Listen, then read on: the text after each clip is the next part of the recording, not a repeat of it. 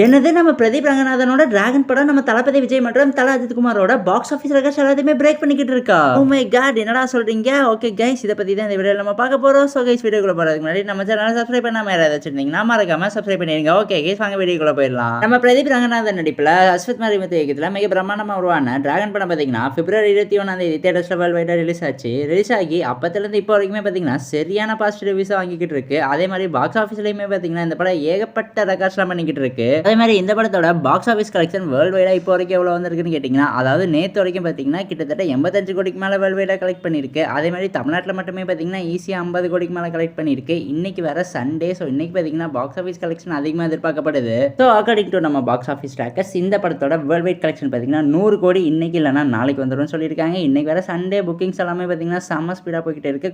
கூட்டமாக மக்கள்லாம் போய் பார்த்து இந்த படத்தை தேட்டரில் என்ஜாய் பண்ணுறாங்க.